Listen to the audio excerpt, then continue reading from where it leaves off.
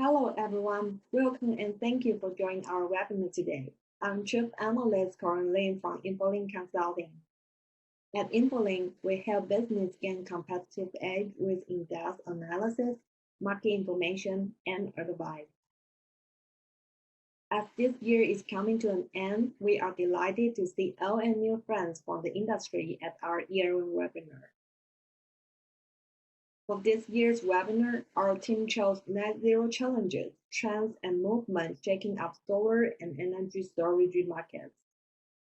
As the topic to discuss with you the development of solar and energy storage industry, as well as the global climate efforts to limit global warming to 1.5 degrees Celsius. In a post-COVID-19 world, many trends already underway in the global economy are being accelerated by the impact of the pandemic, energy crisis, international trade conflict, and raw material shortage. At today's webinar, we will be discussing how these trends will shape the renewable energy industry and challenges facing the solar and energy storage sector, and what actions should be taken to resolve these problems. To enrich our webinar, this year we partner with Reccessary, a media platform focusing on renewable energy and carbon trends, providing insights of supply chain decarbonization in the solar industry.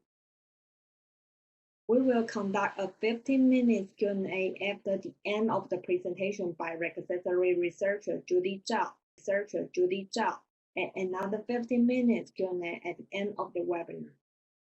If you have any questions during the webinar, please type them into the chat window. We will address them during the Q&A. We will start with Dr. Fangwei Yuan, who will be speaking on global energy storage market and lithium battery supply chain outlook. Dr. Yuan is our senior analyst responsible for global electrochemical energy storage research. He provides analysis of market development, technology trends, and price forecasts. Now, let's get straight into the content.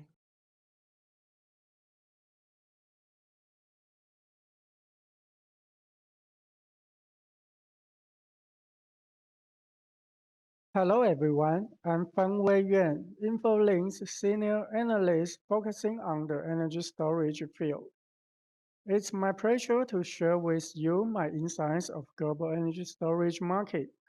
Today, I will focus on the development trends of storage market and lithium battery supply chain. My presentation will be divided into 3 parts. The first part is an overview of global electrochemical storage market. The second part is China, America, and Europe market and policy analysis. The final part is the outlook of the industrial chain, battery industry, and technology. Let's start with a look at the global electrochemical storage market. As the global solar market grows steadily, the market size is expected to reach beyond 250 gigawatts this year and see over 5,000 gigawatts of aggregate capacity by 2030. Solar and wind energy together largely increase the grid's demand for storage. This is why countries across the globe are making plans for storage or energy development.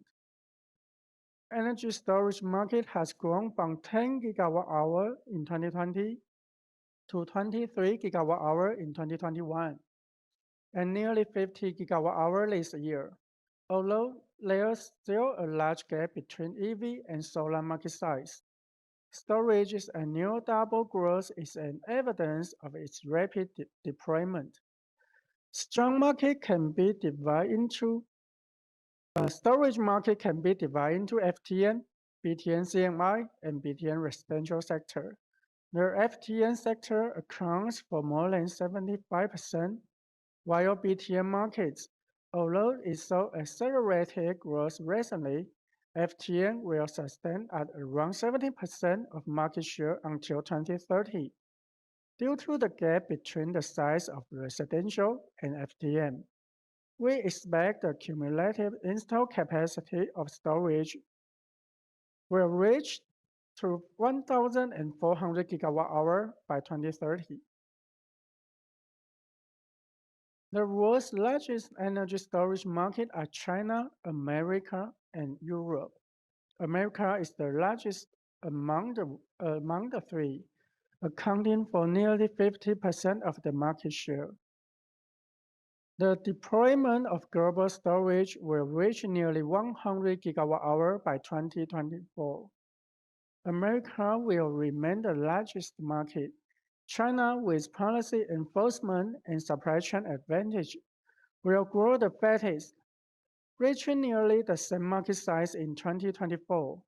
Moreover, the two countries will account for a combined share of 75%, leaving other regions far behind. FTM or BTM, layer integration with renewable energy is already happening. Solar plus storage, in particular, has become one of the mainstream now. Due to solar market's maturity and convenience, 2021 around 8 gigawatt-hour of solar plus storage deployment, accounting for a share of around 35% in the total storage application. Solar plus storage application will double this year to 17 gigawatt-hour and exceed 40 gigawatt-hour in 2024, accounting for more than 40% of the total. China, with large volume of solar installation and strong policy driver, its demand will increase rapidly and become the world's largest strong market. After looking at the global market, let's move on to the major energy storage markets and these countries' policies. Across the world, the development of renewable energy-related industry are highly dependent on policies. It's especially so for storage, for it is still in an early development. There are more than 10 kinds of policies designed for FTM, BTM storage, and development goals. For example, subsidy, FIT, and tax credit. The three largest markets, China, America, and Europe, have all introduced storage policies at national level, including China's 14th five-year plan, Europe's REPowerEU rolled out in the first half, and America's IRA. These policies serve a strong incentive for developing strong or building a supply chain. America's federal government introduced the most energy storage policies, providing complete guide for generation, grid, users, and even pricing. State policies, on the other hand, most focus install capacity targets. Through our observation so far, only New York State, California, and New Jersey have bigger room for improvement until 2030. In terms of install capacity targets, these targets are not ambitious compared with the extent of the nation's storage development or market size. This suggests that the country's storage development mainly relies on central government policy. China is very active in storage development, with more than two-thirds of the provinces introducing policies, which mostly are for regulation and peak shaving in the FTM market. It's worth noting that after the country launched province-wide promotion of distributed PV last year, some provinces also introduced policy for BTM storage.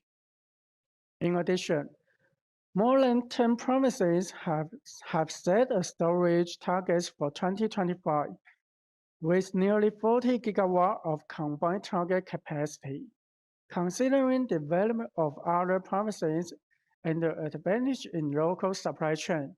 We expect the Chinese storage market will surpass 50 gigawatts, far higher than the 30 gigawatts set by the central policy. A region's energy storage development can be predicted by the analyzing policy and renewable deployment. China, as the largest solar market and has strong support policy, will grow the fastest in the solar plus storage application in the FTM market and reach a size almost as large as America in 2025. America, which is a mature market and has IRA in place driving renewable, is expected to remain the world's largest storage market.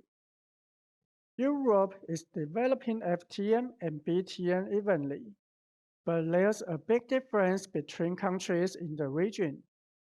China and America both focus on the FTM market, which accounts for around 75% to 80%.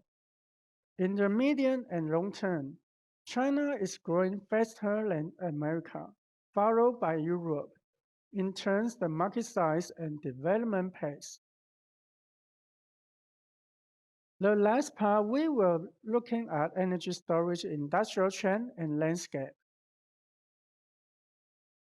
We divide the industrial chain into 4 major segments, namely cell, electric power, PCS, system integration, and project development, platform energy management. The storage market has been growing rapidly over the past 2 years, attracting many companies to join the game. We select and analyze the major companies in each segment. In the cell segment, Chinese companies hold dominion, such as CATL, BYD, and EVE. They are the major supplier of LFP materials, which are more favored by the market for cost and safety concerns. We expect CATL's sales shipment for storage will reach nearly 60 gigawatt-hours this year, increasing at a pace more than 200% on last year's level. In the PCS and electric power segment, in addition to notable companies including SMA, SolarEdge, Power Electronics, China's inverter manufacturers are expanding into the global market actively, such as Sungrow, Kehua, and Goodwill. Sungrow's overseas incomes is even higher than that in China owing to its long-term engagement in overseas markets. For system integration and energy management, European and US companies are leading the way, such as Tesla, Fluence, Powin, Stan, and Sonnen. It's worth noting that, with shared energy storage and VPP developing continuously, energy management and related software development will become increasingly important. For the determine the effectiveness of energy usage. The 3 largest markets for lithium-ion battery is EV, IT, and energy storage, of which EV market accounts for more than 85%. Energy storage accounts for around 4.5% and will increase to 6% in 2024, exceeding that of IT for the first time to become the second largest market for lithium battery. Demand for lithium battery will grow steadily until 2030, with market size focusing to increase from 700 gigawatt-hours this year to nearly 4,000 gigawatt-hours by 2030. That is a compound growth rate of 24%. By region, China has dominated the global demand since 2021, accounting for 40% of cell demand. Its cell demand is expected to surpass 1,000 gigawatt-hours by 2028. Driven by high market penetration of EV, The European market is expected to reach 80% by 2030, making it the second largest market for lithium battery, with demand reaching nearly 1,000 gigawatt-hour by the year. Currently, China dominates cell manufacturing, accounting for more than 17% of global total. However, capacity in Europe and America will gradually increase from 2026, along with the development of local supply chain. By 2030, China, Europe, and America will respectively account for 52%, 27%, and 18% of global cell capacity. Lithium battery capacity will come online rapidly during 2023 and 2025, allowing the tight supply and demand to ease. Cell capacity commissioning will slow during 2026 and 2030 due to overcapacity and limited lithium sources. With total capacity for higher than demand, around 60% of capacity utilization is enough for fulfill demand. Given large volume of cell capacity, lithium sources will become the key, prompting competition on lithium mines. Therefore, cell manufacturers capable of vertical integration will gain more advantage. Cell prices have reached a recent height. The average price for cell pack this year is around $160 per kilowatt-hour, up 40% compared with last year. This is the first time in the past decade that price rose against the trend. With tight supply of raw materials showing signs of ease, and new cell capacity coming online next year, the market is expected to see supply balance with demand in Q2 next year. Prices will also stabilize and decline, coming down to $140. As supply and demand of lithium mines is predicted to stay in tight balance until 2030, lithium prices are not likely to return to its pre-2021 levels. This means that price decrease for lithium-ion battery is limited. Its optimistic projection, price for cell pack may fall to 110 by 2024, similar with the 2021. Price will not fall below 100 until 2025.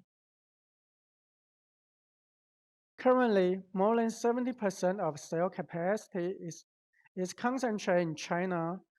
For the short term, other countries will still rely heavily on China's cell imports. Such dependence will be the most severe in 2023.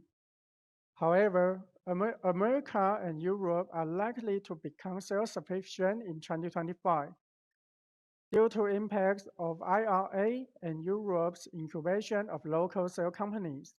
In other words, the two can win themselves of China cell imports with 100% local capacity utilization rate. On the other hand, Korean companies including LG, Samsung, and SK On are actively building capacity overseas. Together, they will occupy 50% of combined cell capacity of Europe and America by 2030. Localization is already happening.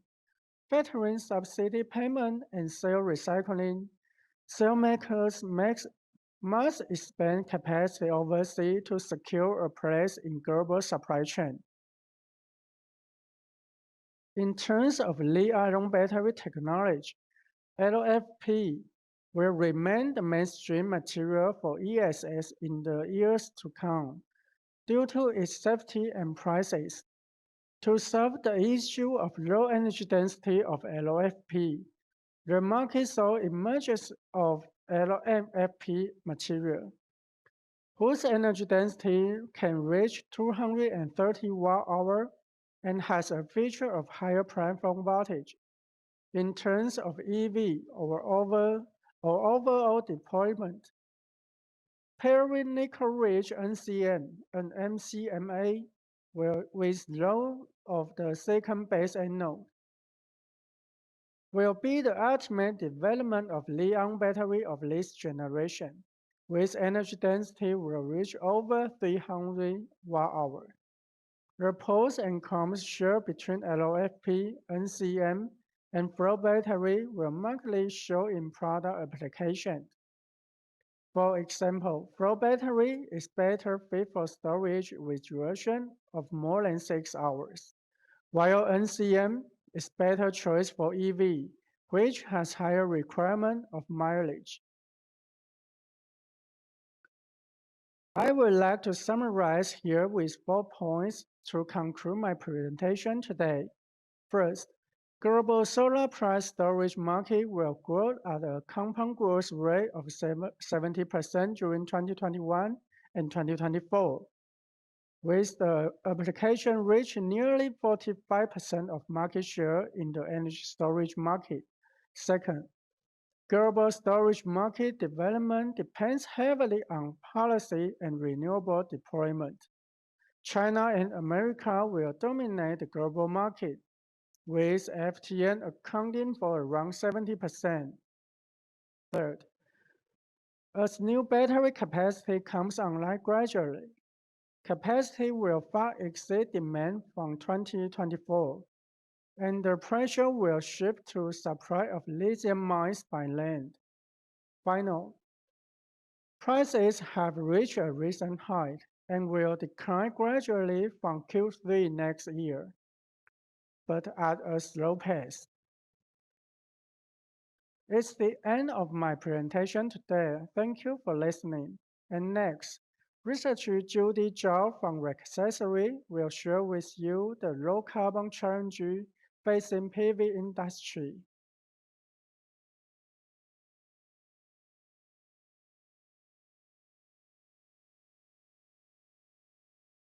Hello everyone, I'm Judy, researcher of Reccessary. I focus on carbon-related policies, including carbon footprint and carbon border tax. Today, I would like to talk about low carbon supply chain, a challenge facing PV industry. My presentation today has 3 topics. First, we will look at carbon border tax frameworks of EU and the US. What has changed by these regulations? And what are the differences between the two? Second, we narrow down to the PV industry to find out how different manufacturing technologies, or pace of production, affect the amount of carbon emitted during productions.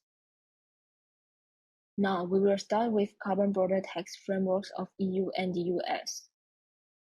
In addition to carbon trading system, the world has come up with a concept of carbon border tax. Both EU and the US propose relevant policies. What's different is that carbon border tax is imposed on imported products, on importers, rather than businesses within the country itself. Therefore, for all companies exporting products to EU and the US, the trajectory of these policies is very important. EU's carbon border adjustment mechanism, the CBAM, sees faster progress. It has been passed by the European Parliament for final legislation procedures. Therefore, in the following slides, we will talk more about the CBAM. The European Union is the first region to propose a concept like carbon border tax. This is because as EU steps up scrutiny on carbon emissions, businesses start considering relocating their production plants to other countries where regulations are looser. This results in carbon leakage.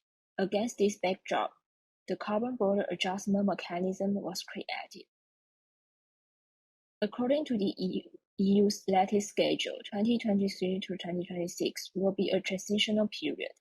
At this stage, companies need to submit declaration in which they report on the carbon emissions embedded on their products on a quarterly basis, but they do not need to actually pay the money.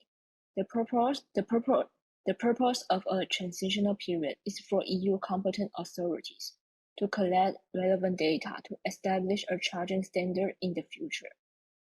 Then, from 2027 onwards, importers will need to formally declare and pay the fees every year. They will pay by purchasing the CBAM certificate, which we will discuss later. Overall, the declaration will include the quantity of goods imported into the EU and the emissions embedded in products of Scope 1 and Scope 2. The two categories will be the priorities when charging. Initially, only iron and steel, cement, aluminium, fertilizers, and electricity were involved, but during a meeting in June this year, the European Commission decided to add organic basic chemicals, hydrogen, ammonia, and polymers. Business importing products made of these materials will have to pay as well. As mentioned before, under CBAM, the fee is paid through certificates. So after calculating carbon emissions, instead of paying the money directly, businesses purchase certificates. Importers need to register and purchase the certificate in advance. What's worth noting is that the price of the certificate is not fixed, but fluctuates according to the average weekly price of ETS auctions. Companies can buy low to reduce costs. Therefore, they will have to check the price trend to check on the cost effectively. The number of CBAM certificates is not fixed either, and unlike ETS allowance, the certificates are not tradable. After registration, importers must purchase certificates in advance and save them in their accounts every year. By the end of May, importers should declare the number of goods imported into the EU during the previous year and the amount of carbon emissions embedded, according to which a corresponding number of certificates will be deducted from the importer's accounts. There may be some leftover certificates after submission. This is when the repurchasing mechanism comes into play. If importers have too many certificates in hand, they may request competent authorities to repurchase the certificates at the original prices. The number of certificates repurchased should be no more than a third of the total certificates purchased the year before. Finally, after calculating and repurchasing excess certificates bought the year before will be cancelled by June 30 of each year. This means that, of course, companies can buy a large number of certificates when prices are low, but if they buy too many certificates, they may not be able to sell them back and will have no choice but to accept the loss. In fact, since CBAM can be regarded as an extension of the EU's carbon trading system, the two share some similarities, such as free allowance and the identification of default value. If the importer does not provide a verified assessment, the default value will be defined as the average of the worst 10% performers in the EU. Presently, the ETS free allowance is still applicable to many European companies. Therefore, for fairness sake, during the transitional period, importers can get 100% free allowances as well. The ETS free allowance will gradually phase out from 2027 onwards for both European businesses and importers. As the bar chart shows, the ETS free allowance will phase out completely by 2032. After that, both importers and local businesses within the EU will need to pay 100% of the associated carbon cost. However, it is important to know that if importers can prove that they have paid carbon prices for the imported product in the original exporting country and has not received any form of compensation, such as export tax rebates, they can come for reductions that equals the amount of money they paid in the original country. That is to say, if an importer has paid 100,000 Chinese yuan of carbon tax for a product manufactured in China, Then the 100,000 can be deducted when the product is exported to the EU, and the importer only has to pay the remaining amount of money. Both EU and the US propose similar frameworks, so here is a comparison of the EU's CBAM and the US border carbon adjustment, where we see 5 major differences. Firstly, the formal taxation is expected to begin in 2024 without a transitional period. Secondly, the scope of CBAM is wider. Hydrogen, ammonia, organic chemicals, and polymers are also involved in the regulation after a meeting in June this year. Thirdly, the US exempts the taxation for underdeveloped countries, or countries that have not imposed carbon border tax on the US.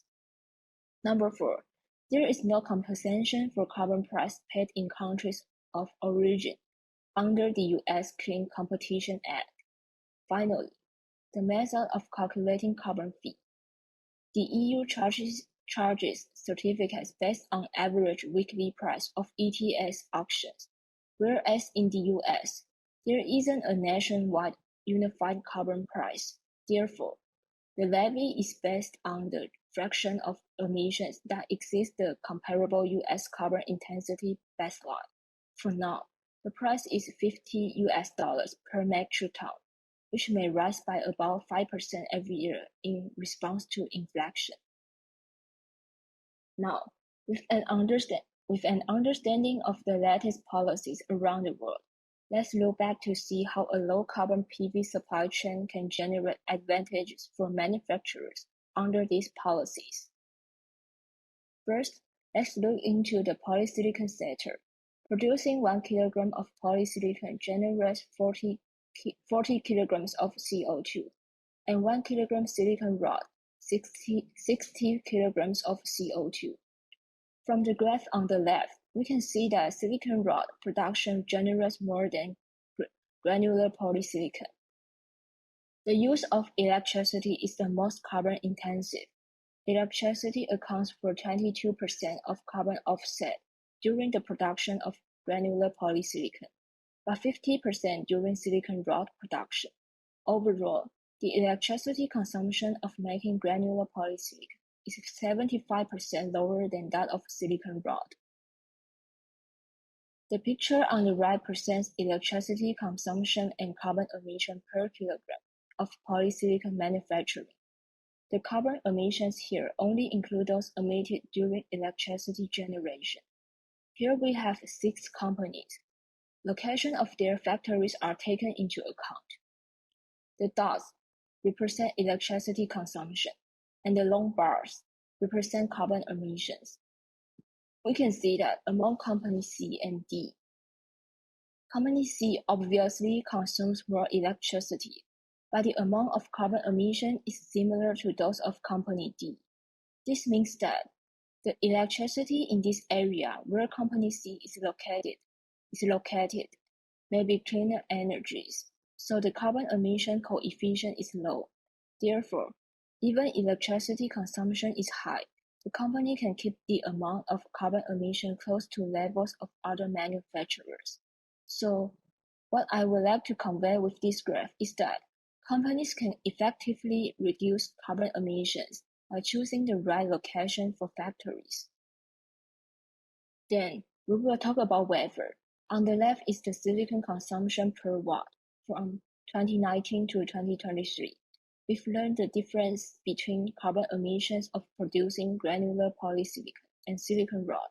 So, now we want to find out how much polysilicon it takes to produce 1 watt of wafers.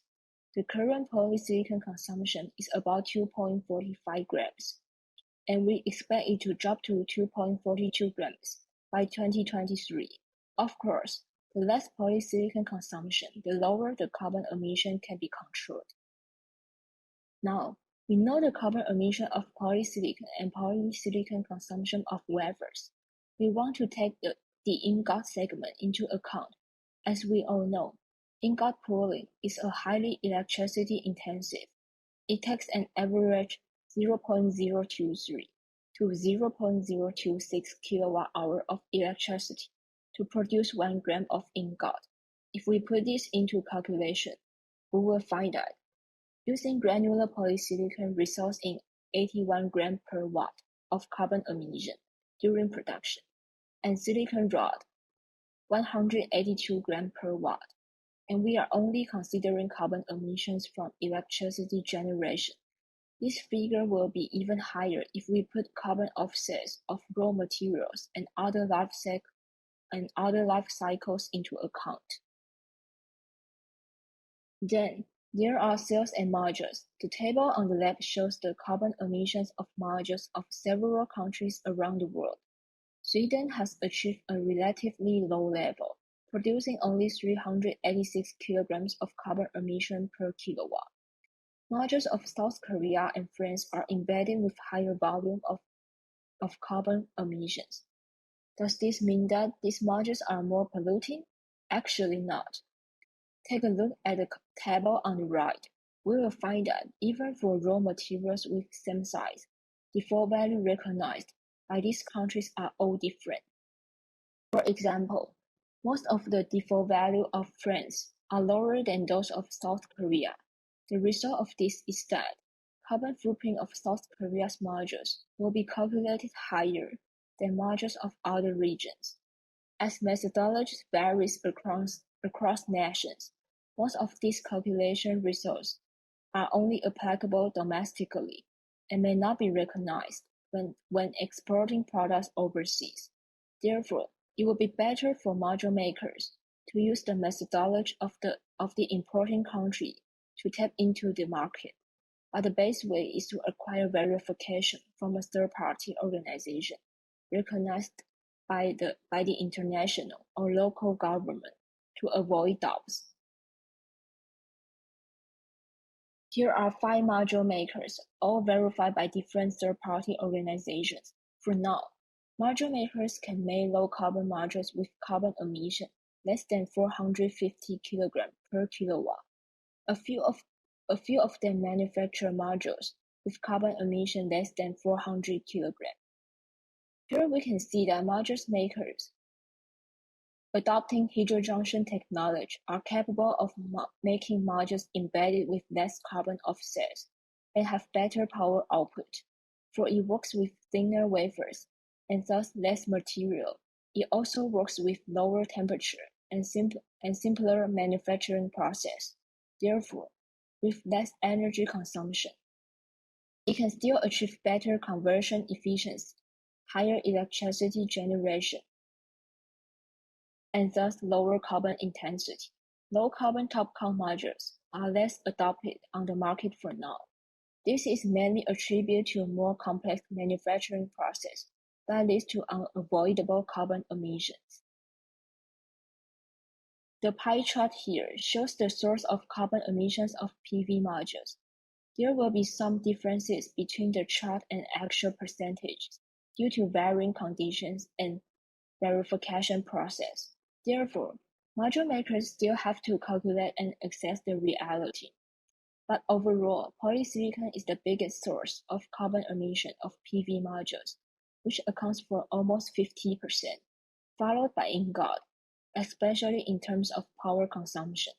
Glass, EVA, and other BOM only account 14% of total carbon emission. In other words, if companies want to make low-carbon modules, there are 2 main methods. The first is to improve the use of materials, such as thinner wafers. The thinner wafers are, the lower polysilicon consumption will be, and the lower carbon emission will be. Another way is to increase the efficiency and power output at the expense of 600 kg of carbon emission. Modules with better power output can reduce overall carbon intensity. Finally, here are 3 conclusions. Firstly, as countries successfully establish carbon trading markets, introducing systems such as carbon taxes, more and more industries will be included in these regulations. Carbon fee or carbon tax will be an inevitable environmental cost that enterprises must pay. Therefore, This is very important for enterprises to conduct carbon footprint verification in advance, to understand their current emission situation, and then estimate potential carbon costs, to devise carbon reduction plans, such as developing low-carbon module technologies. Secondly, the solar industry is not the first industry to be regulated, but more and more regions have introduced relevant regulations.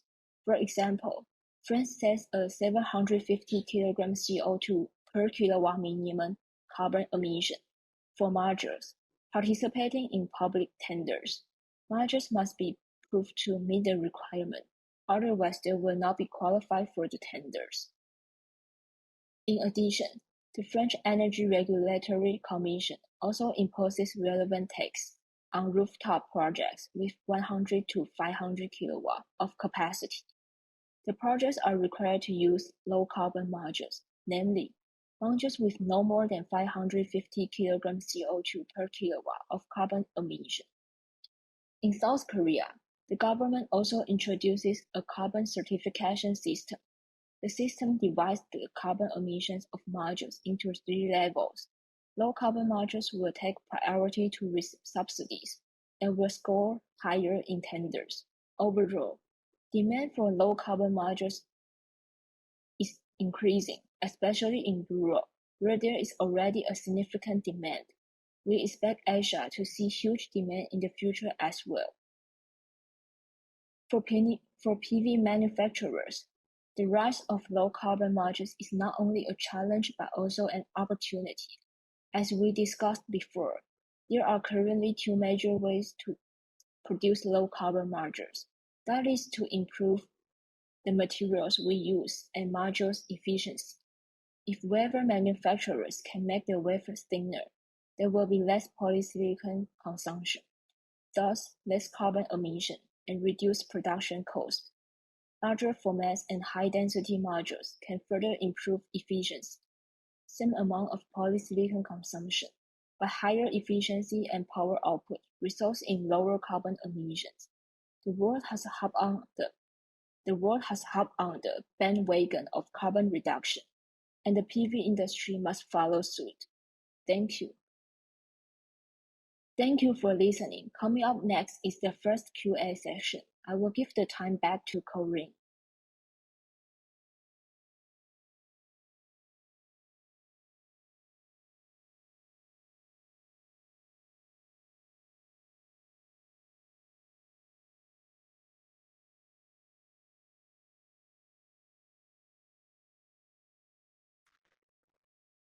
Good afternoon, ladies and gentlemen. This is Paul, the sales rep from InfoLink.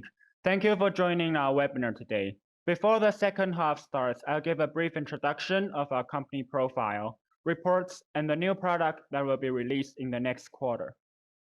As you all know, we are a renewable energy and technology consulting firm. Since we are founded, our customer numbers have boosted to more than 160 in short time. And we have expanded in not only energy, but also technology fields, and are planning to introduce REC, carbon footprints, and hydrogen in the near future. This slide shows some of our major clients. You can see that we have expanded in almost every supply chain, from Tier 1 PV and energy storage manufacturers, developers, to investors and security companies. Even traditional energy companies and some of the most well-known consulting firms cooperate with us. And in InfoLink, 70% of our employees are analysts. These senior analysts each have more than 5 to 10 years of experience in the industry and are constantly invited to international media. This is why our reports are most complete and thoughtful in the field. Besides, the data we offer, such as our price forecast reports, have been used as a standard and index in the industry, even for negotiations. These are all advantages of using our reports. And now I'll demonstrate the PV solutions we offer. We now offer 7 different reports in photovoltaic. First is our price forecast report. Our forecast reports will provide from upstream polysilicon to wafer, cells, and module. Our forecast for the next 3 months, a year, and 5-year price forecast, and will also demonstrate the sale price in Southeast Asia and the module spot price in different regions. Our price forecast reports can offer business real-time prices for references and will be monthly updated and released in Excel. Second is our supply chain utilization rate. This report rates more than 100 PV manufacturers in China and abroad, and could provide a quick and clear understanding of the capacity and production of the preceding month and the forecast of this month and the following month. It can help our customers realize the trends and status quo of PV market. This is also a monthly updated report, and the format will be released in Excel. Third is our monthly note. This monthly note could help our customers to have a quick understanding of what happened in PV market this month, and the contents will be newly updated. We will include contents such as market overview and analysis, also updates for major PV policies such as the IRA Act, and will also include highlights from exhibitions and forums so that our customers could keep up the newest information. And our monthly note, unlike the former one, will be released in PDF format. The next product is our supply chain demand database. This is a quarterly updated database that provides a complete demonstration of capacity and production of almost every PV manufacturers in the world. The time period contains forecasts for the current quarter, the next 3 quarters, and the coming 4 years. And we guarantee it is the most complete database being offered in this industry. Besides production and capacity, the database also reveals expansion plan of top 10 vertically integrated companies and the shipment rankings of top 10 largest suppliers in each segment, which is a comprehensive tool for our customers. And the format of our database will be released in Excel. The next product is our data factory. Our data factory is a special product among the 7 PV products. You can consider it a premium version of our database, as it allows you to gain access to our online system, so you can visualize our data. And plus, our data factory will be constantly updated, so you won't have to wait for a season for our Excel report. This is very tempting for those in need of the latest info. Another advantage of our data factory is you can filter period, manufacturers, or countries, or even compare different companies on your own wish. And you can straight up download the info you require, which is very user-friendly. At last, even if you purchased our data factory, we will still send our Excel format database for you every quarter. And the next is our supply chain cost structure reports. This cost structure reports calculates the cumulative capacity of polysilicon, wafer, cells, and module across different cost ranges. Even will give a cost breakdown for each manufacturer, such as crucible, silver paste, even frame cost or labor cost. Such detailed information will be revealed in this report. And the cost structure reports will also be quarterly updated and the format released in Excel. Last is our new technology market reports. This report contains data and analysis of the latest PV technologies, such as capacity, equipment, bill of materials, and yield rates. In addition, could demonstrate the different technology routes that each manufacturers have chosen. The advantage of this report is to keep our customers at their leading position and also draw roadmaps of their competitors. The technology report will, as usual, updated and released in Excel and PDF. And besides data reports, for PV, we also offer customized consulting services, such as assisting traditional solar business transform, optimize their supply chain, or help them draw business strategies. These are examples of what our consulting services could offer. And besides PV, InfoLink also offers several reports in energy storage.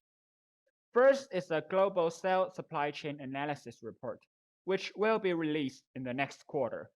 This report contains an overview of global lithium battery analysis, and price forecast of upstream materials. And this report will show not only energy storage, but the demand of batteries in other areas such as electrical vehicles. And the report will be released in Excel and PDF.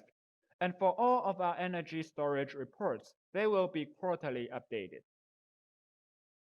Next is our Solar plus Storage Global Market Report. The report demonstrates how PV and storage match together and includes an analysis of solar plus storage market around the world. Also, an assessment of solar plus storage LCOE and forecast will also be wrapped in this package and differentiate in FTM, BTM, and residential markets. And the last one is our Taiwan Energy Storage Market Report. This report contains an overview of Taiwan storage policy, application, and market size, and would reveal the business models and tenders of the Taipower company. The usage of this report is to help foreign or domestic investors to have a report to rely on when investing in this market. They can find a local supplier by using our report. And this is a brief introduction of our company profile. If you have any interest of the service we provide, please don't hesitate to contact us after the webinar. And now let us introduce our senior PV analyst, Dora, who will discuss the upstream supply and demand effect in solar market for 2023.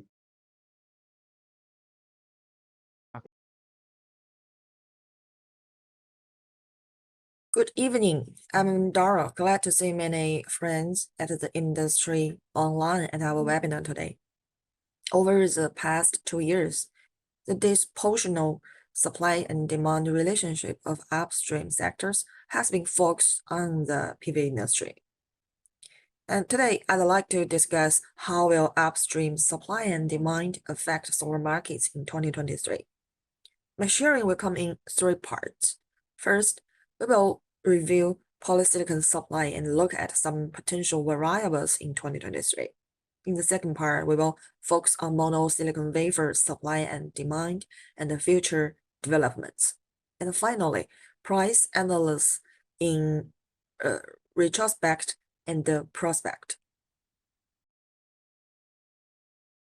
Previously, after 2 years of downturn in 2019 and 2020, polysilicon capacity has been rising every quarter since 2021 and may reach 720,000 metric tons by the end of this year. That's a 29 year-on-year increase. And this year, polysilicon capacity rises more evidently. We believe the capacity could reach 1.25 million metric tons by the end of this year. That's a 73 year-on-year growth, faster than the capacity growths over past few years. However, lofty polysilicon prices is no doubt the most discussed topics of the PV industry this year. Why does polysilicon supply run short if we have capacity rises by as much as 73%? And this year, annual production volume hit 920,000 metric tons already. That's a 48 year-on-year increase and the biggest growth over the past 5 years. This increase was slow in the first half of this year, but accelerates in the second half, especially in the fourth quarter. Such a characteristic and the result of supply and demand relationship have been reflected by surging polysilicon prices. In 2023, the increase of polysilicon supply will be definite. A great volume of new polysilicon capacity is on the verge of coming online. Based on current progress, we expect annual production capacity to reach 2.36 million metric tons by the end of next year. That's an 89 year-on-year increase. That is to say, in 2023, polysilicon production capacity will rise even faster. As of annual production volume, we estimate 1 146,000 metric tons. That's a 59% record high year-on-year increase. Both production capacity and the supply are likely to peak again. As we can see from the graph below, in 2023, polysilicon production will be slower in the first half and faster in the second half, especially in the fourth quarter again, when where there will be considerable increase in the next Q4. After the review, we will look at the distribution of production capacity. China remains the major driving force behind the growth of polysilicon production capacity. By the end of 2023, there is estimate 720 metric tons of polysilicon capacity per year in Xinjiang, a 38 year-on-year increase. And in the Mongolian, Sichuan, Yunnan, and Qinghai, there will be 1.5 million metric tons of annual capacity either, translating to a similar extent of year-on-year increase. The industry is watching closely at production capacity outside of China and consider it with strategic significance. Yet, based on information so far, we don't see production capacity increases further outside of China, at least during this coming year. For reasons that we all know, many manufacturers of upstream sectors have been planning on overseas investments. We are tracking the progress of their relocation consistently. Overall, production capacity rise rapidly, so the concentration of polysilicon supply is changing gradually. The top 6 polysilicon manufacturers in China will see their joint market share fall to 70% by the end of next year, which is still quite high despite the decline.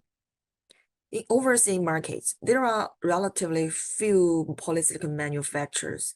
The top 2 see production capacity sustain this year, and in 2023, if there is no significant increase in production capacity, we'll see their joint market share fall to 5% as overall production capacity rise. Here is a clear map to see the changes of shares. There are more and more new players entering the polysilicon sectors this year. Some of them are leading manufacturers of the industrial silicon from higher upstream, and many of them are from wafer and module makers from the downstream sectors, including aluminum manufacturer also came into the playing field of PV industry. The rest of polysilicon manufacturers with expanding production capacity are very likely to together make up 25% of the market share in 2023. From another perspective, we will look at the change of types of polysilicon. This year, the major granular polysilicon maker JCL commissions several granular polysilicon plants newly in Jiangsu, Sichuan, and Inner Mongolia. The progress is even faster than they planned it. Therefore, this year, the share of total granular capacity rises to 14% and will expand further next year. Well, capacity expansion of polysilicon trunk is equally fast thanks to the Siemens process. Granular polysilicon's share of total may remain at 14% by the end of next year. Another pricing issue is the change of the fundamental paradox. As polysilicon supply rise faster, gradually changing the supply and demand relationship. In the future, factors such as product quality and the price performance ratio will matter more for polysilicon buyers. And granular polysilicon will see production costs and the profit margins being challenges again if the price gap keeps widening. Due to the strong demand in the past 2 years, those manufacturers sealed tens of thousands metric tons of long-term orders that worth tens of billions Chinese yuan. Some of these long-term contracts are effective until 2030. Our audience today may have been working in these ups and downs and rapidly developing PV industry for 3 or 5 years already, or even more than 10 years. Or you may be a new player just joining the game. I think that 7 or 8 years after, many of us here today will continue to fight in this industry, which is both loved and hated, and continue to work hard for the PV industry. And based on open data and compliant and calculated by InfoLink, there will be 900,000 metric tons of long-term orders this year, and 1.26 million metric tons in 2023, with leading manufacturers accounting for most of the order volumes. And the top 4 manufacturers with largest production capacities sealed 1.13 million metric tons of long-term contract for 2023. That's accounting for 90% of the total supply. The advantages of being Tier 1 is still obvious when we look at the distribution of manufacturers. As mentioned previously, the supply and demand relationship in the upstream, that is, the imbalance resulted from short polysilicon supply, is slowly changing. Against this backdrop, order fill rate, quality stability, and price performance ratio will replace supply shortage to be the major issues in 2023. At the same time, the in-depth cooperation between upstream enterprises take many forms, such as joint ventures across ownership and long-term orders, benefit sharing, and other cooperation models. The change of the depth of business cooperation is actually consolidating this kind of co-optation relationship. So for new entrants or small-scale polysilicon manufacturers, they will undoubtedly face a more intense and competitive environment. The price gap may not be large during tight supply, but what happens when supply increase? It would be very likely for the market to see competition heating up, and the gap widens between the prices of Tier 1 and Tier 2 manufacturers. The collaboration among major manufacturers will consolidate. With firmer cooperation, Tier 1 buyers will require the higher quality of polysilicon from Tier 1 makers, forcing polysilicon supply to be distributed based on their quality. And the second part is about the evolution and the trend of the supply and demand relationship of monosilicon wafer. The PV industry has been developing rapidly. Changes are fast, but memories of this industry is relatively short. Still, I'd like to review the development of mono wafers briefly. In 2018, monosilicon wafer were in a relatively weak position compared with multi-wafer. And in 2019, mono wafers accounted for more than 50% of the market share for the first time. The figure then rose in 2020, and this year, in 2022, there seems to be no discussion on multi-wafer already. We expect that the multi-wafers will be completely phased out from the mainstream market by 2023. And back to this year. In early this year, there were 386 gigawatt of annual monosilicon wafer capacity. That's a 73 year-on-year increase. That figure will reach 577 gigawatt in the end of this year. That's another 59% year-on-year increase, and suggesting faster growth of production capacity. And in this year, polysilicon shortage cripples mono wafers production, of which the annual production volume is around 346 gigawatt. The utilization rate of the ingot segment are limited also.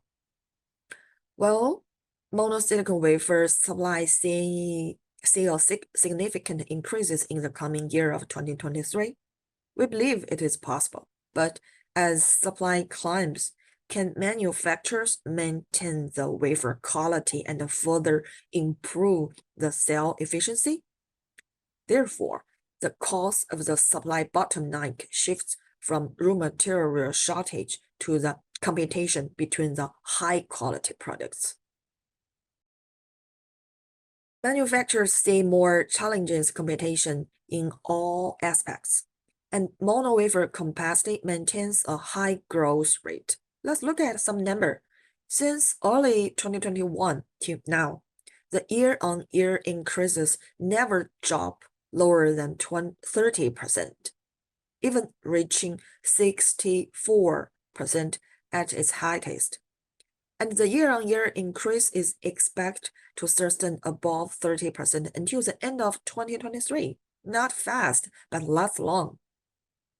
The emergence of new players is the most evident impact in the ever-changing industry, including Gaojin and Shuangliang. They are both post-fire paths and the capability of a capacity expansion. The top two mono wafer makers are also expanding their capacities. As of fourth quarter of this year, TCL Zhonghuan has been the largest.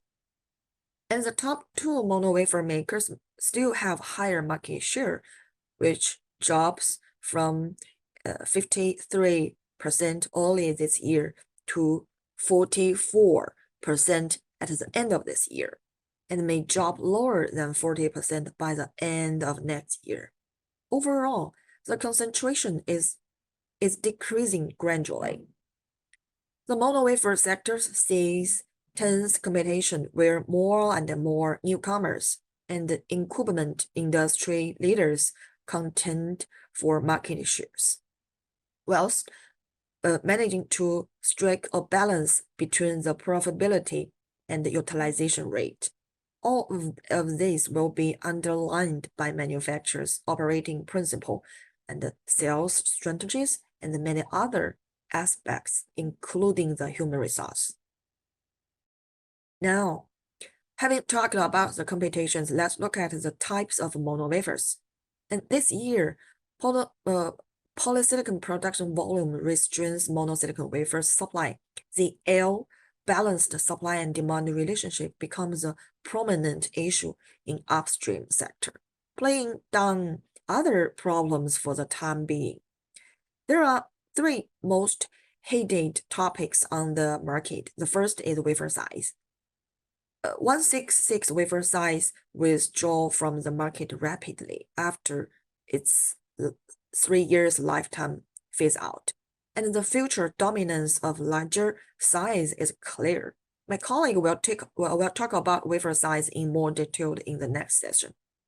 The second one is the wafer thickness. To control production costs and maintain the gross margin, those wafer manufacturers reduce wafer thickness at a surprisingly fast pace from 165 μm early this year to 150 μm at the end of this year. The third is the development of untapped wafer here, which also see significant changes in this year. The penetration rate of untapped wafers increasing evidently and is expected to reach nearly 10% by the fourth quarter this year. Well, 2023 will be a year of massive growth for untapped monosilicon wafers. In this year, more and more wafer manufacturers had dedicated production research to produce N-type wafer already. Still, future development of N-type wafer will be decided by the downstream sector's acceptance and investment in N-type products.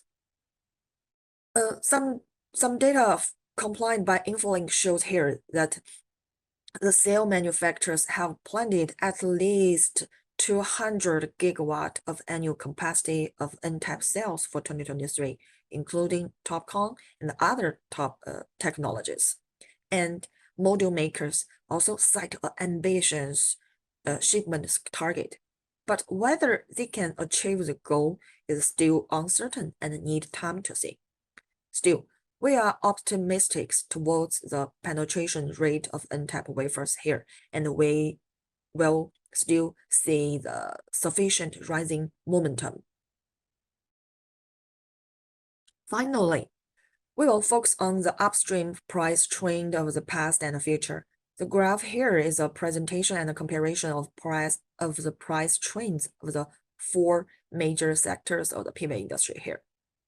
We take January 2021 as a base period. And we can see the black curve with the largest price changes is, of course, polysilicon prices.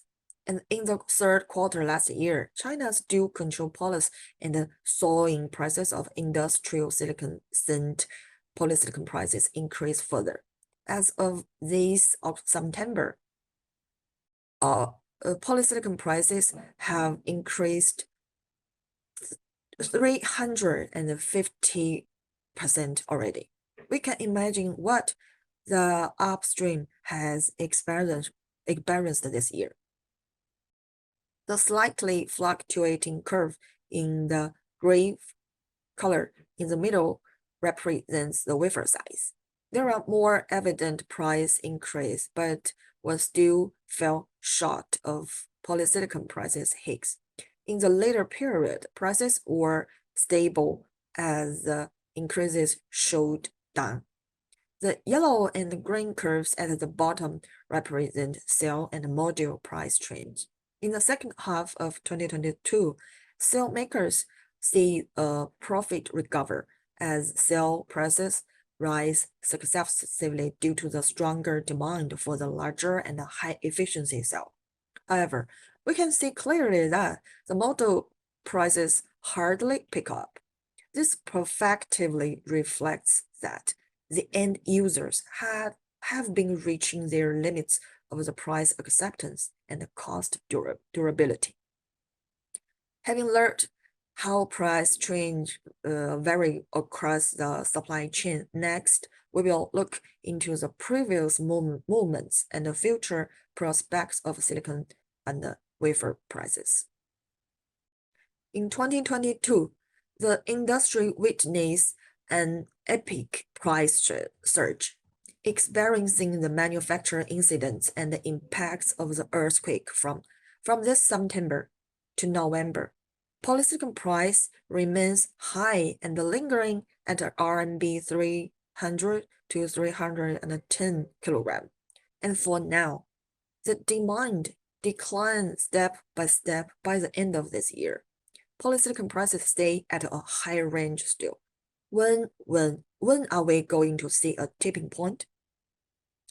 Considering all factors across the supply chain, prices are more and more likely to drop sometime during November and December.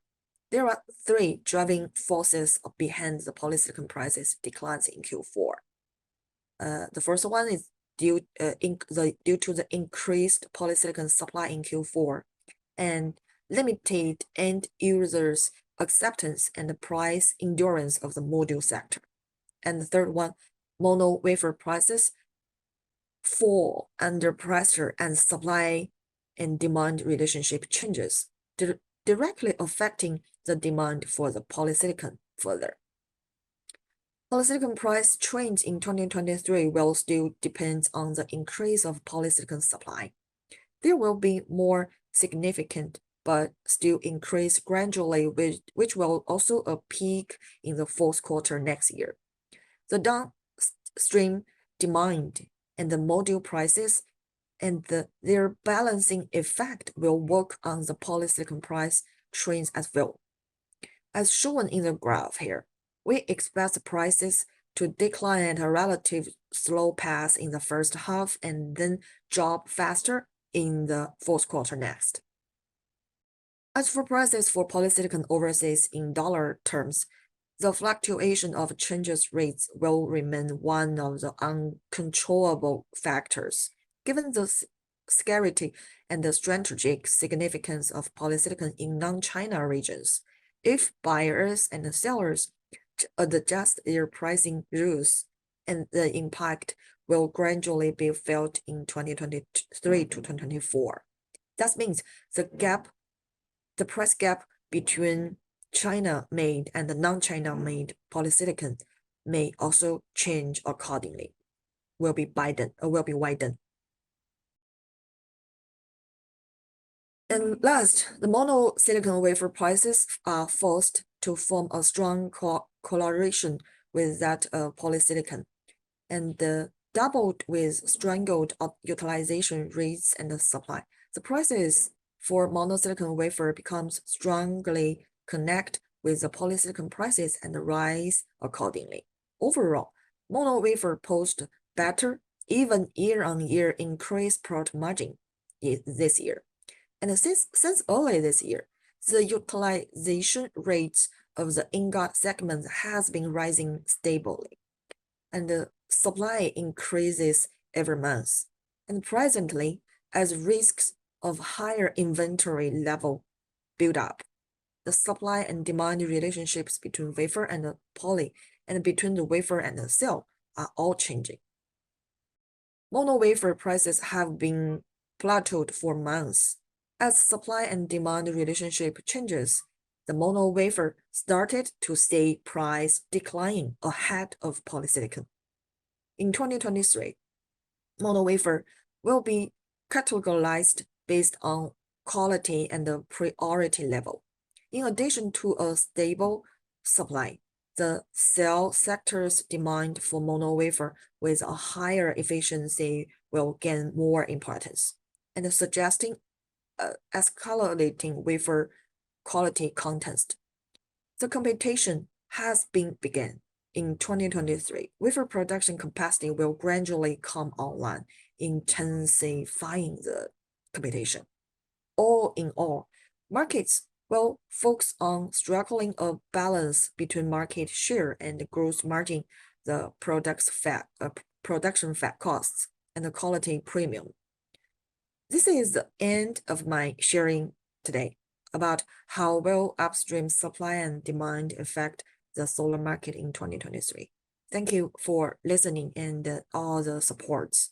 And next, my colleague Derek will show you the 5 solar technology trends to watch in 2023. Thank you.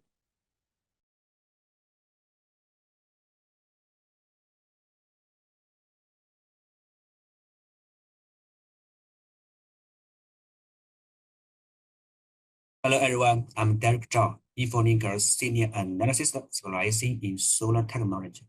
It's my pleasure to share with you the 5 major solar technology trends to watch in 2023. Today, my presentation is divided into 6 parts. I will start by discussing 5 technology trends, including the development of larger and thinner wafers, high-efficiency technology, TOPCon, junction, and back contact cells, module technology, and the correlation between N-type techniques and resin demand. Finally, I'll share with you my insights on high-efficient cell market share and technology outlook. Part 1, the trends of larger and thinner wafers. Firstly, let's look at the large wafer trends. As of Q4 this year, the market share of large format products has surpassed 19%, among which the share of M6 format has declined rapidly from last year's 14.2% to this year's 13%.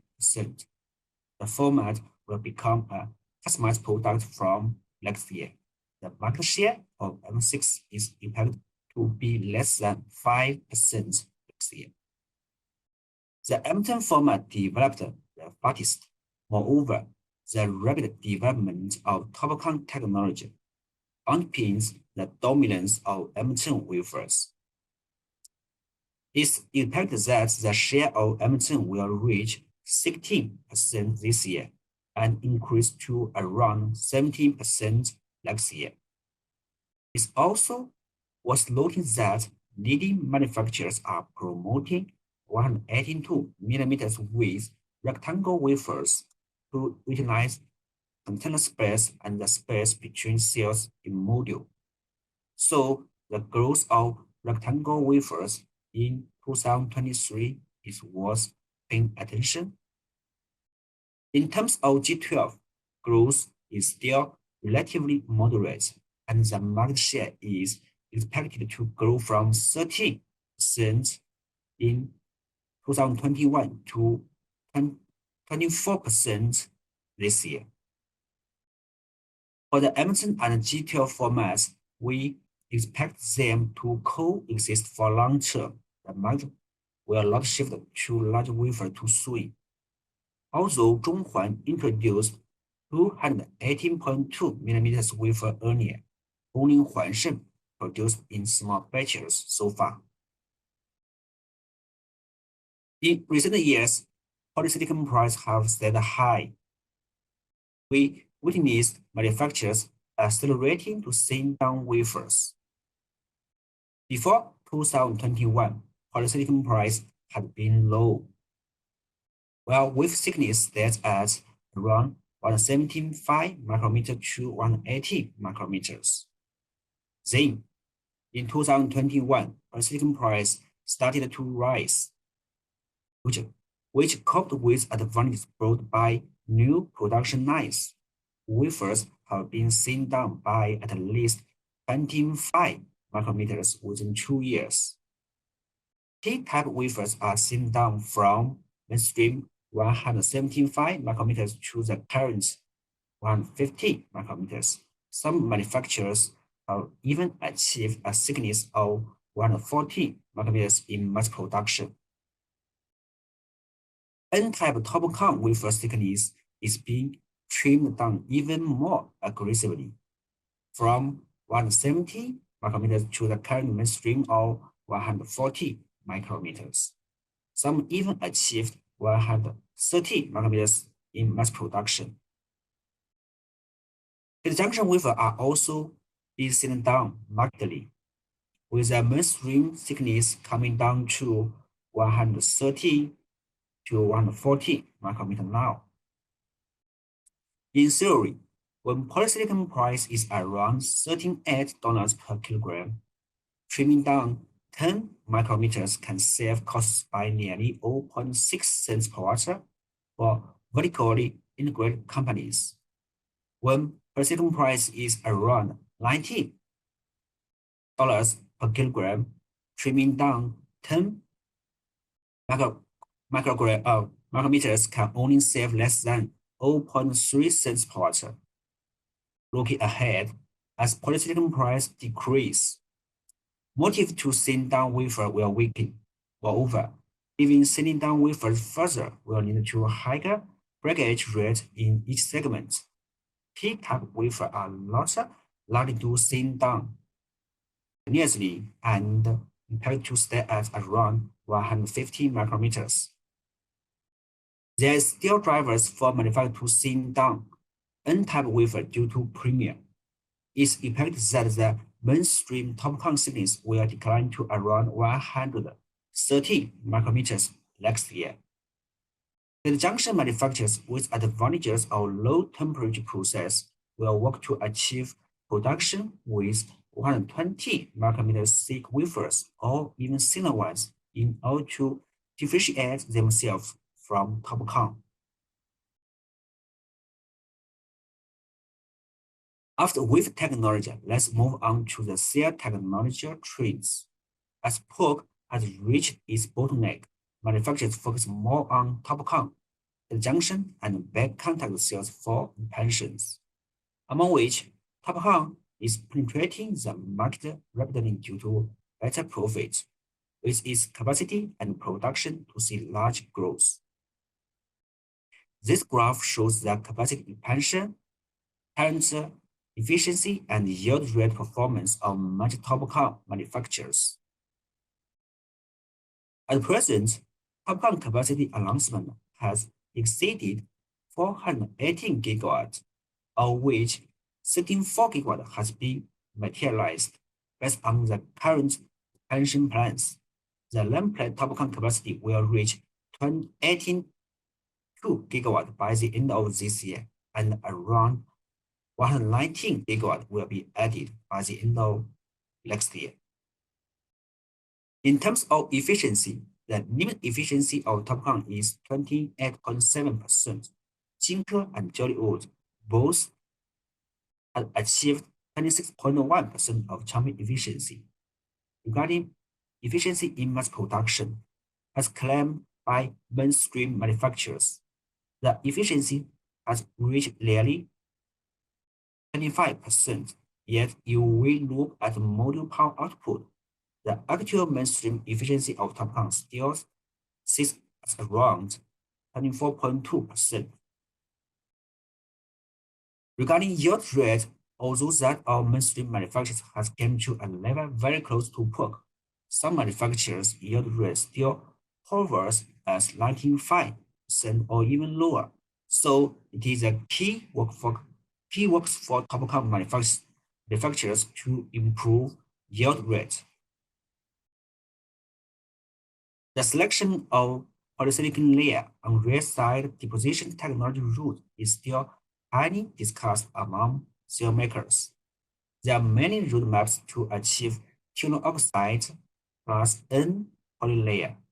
The first way is using thermal to achieve silicon oxide and LPCVD to achieve high polylayer, and combines on injection or phosphor diffusion to achieve N polylayer, which is the most mature process and delivers better preservation performance. But the issue facing such process is a high cost of cost parts. The second way is similar with the first one, which uses in-situ doping LPCVD to create N polylayer directly. However, the film uniformity is poor, and thus is still in the R&D phase. The third way is using PELD to achieve silicon oxide and PCVD to achieve N polylayer. Such way creates even film layer and control thickness easily because it uses ALD technique. However, it comes with issue of high hydrogen content that cause film to burst easily. The fourth way uses PCVD to achieve silicon oxide and N polylayer, as this method does not need to switch chamber during the process. Its production efficiency is higher and is thus favored by more customers. The fifth way is using thermal to achieve silicon oxide and PCVD to achieve N polylayer. This method still requires chamber switching and comes with flaw of PCVD, so it has been abandoned by equipment makers. The last way is using PCVD to achieve silicon oxide and PVD to achieve N polylayer. The biggest advantage of this method is that it has low rebound issue and delivers high efficiency in production. The downside is it has lower uptime. But now, the first, the third, the fourth, and the last one are used by different manufacturers, but the first and the fourth will be the ones to compete for mainstream, which is a competition we call between LPCVD and PCVD. Based on equipment selected by manufacturers for the existing TOPCon capacity and those on the way, our calculation shows that of the 134 gigawatt TOPCon capacity, 47% choose LPCVD, and the main manufacturers are Jinke, Jietai. 46% of which, namely Rain Energy, Mubang, Tongwei, China, choose PCVD. Only Jollywood and Ryzen choose PVD, accounting for the lowest. Why TOPCon developed so fast? The main reason is that TOPCon has better profit. Our cost simulation of POC and TOPCon based on current ohm price shows that adopting 140 micrometer thick wafers can bring cost of regular TOPCon to same level of POC, as N-type wafers enjoy 7% premium. TOPCon that adopts MBB saw long silicon cost of cell around 1 cent per watt higher than POC due to higher consumption of silver paste. In the module sector, TOPCon enjoys 0.2 cents per watt of cost advantage due to higher power output.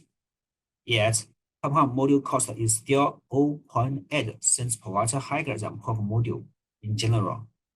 However, using ultra-thin wafers and SMBB can help TOPCon gain 0.2 cents per watt of advantage in wafer costs.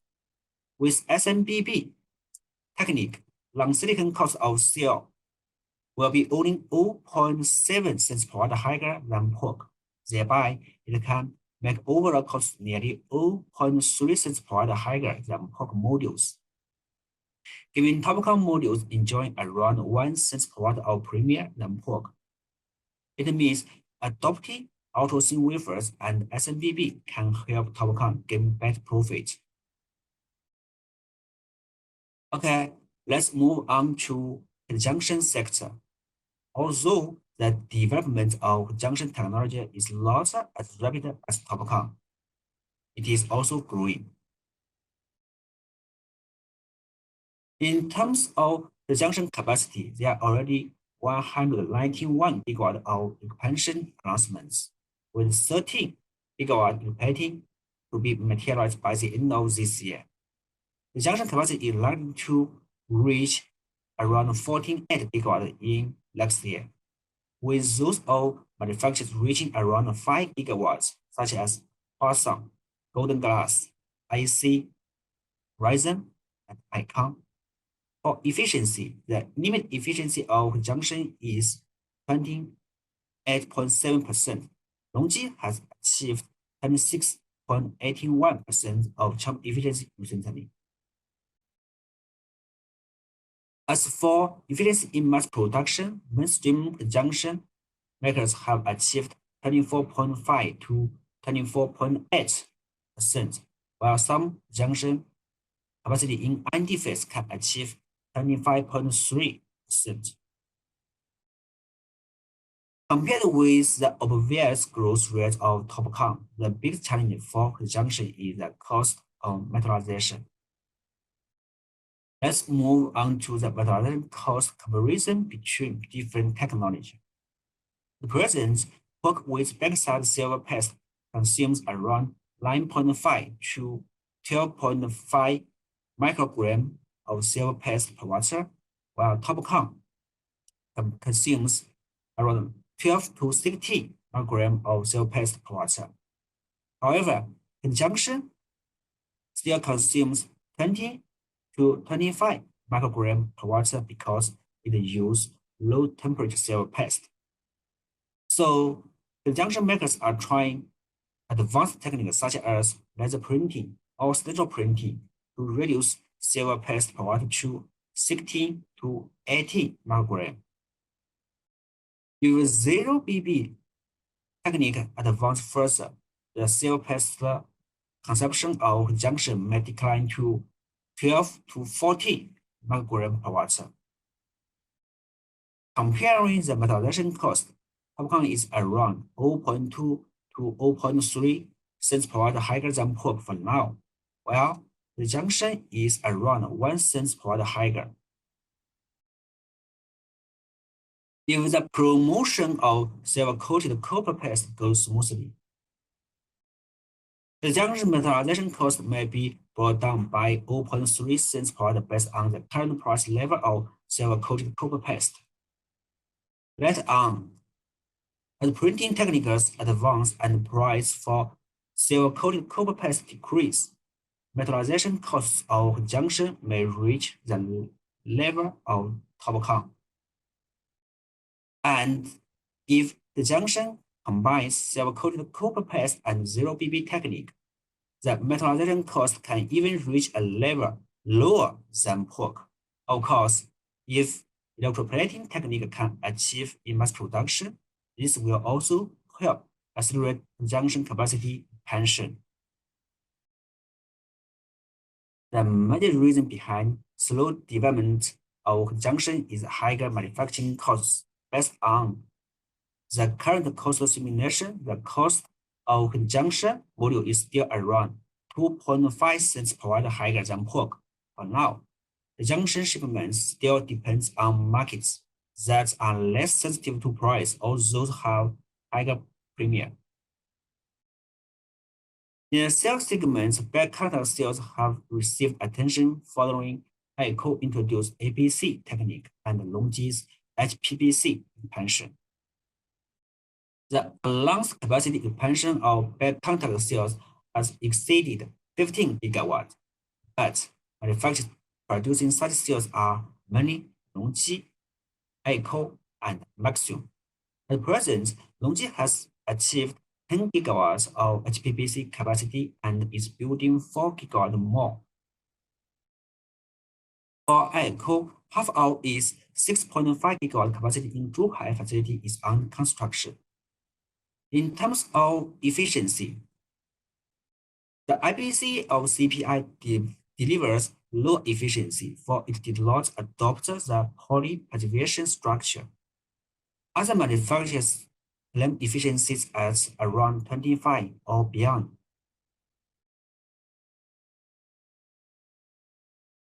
The biggest advantages of back contact cell are better appearance and higher capability. Nika had achieved 26.63% on HPC cells in 2017.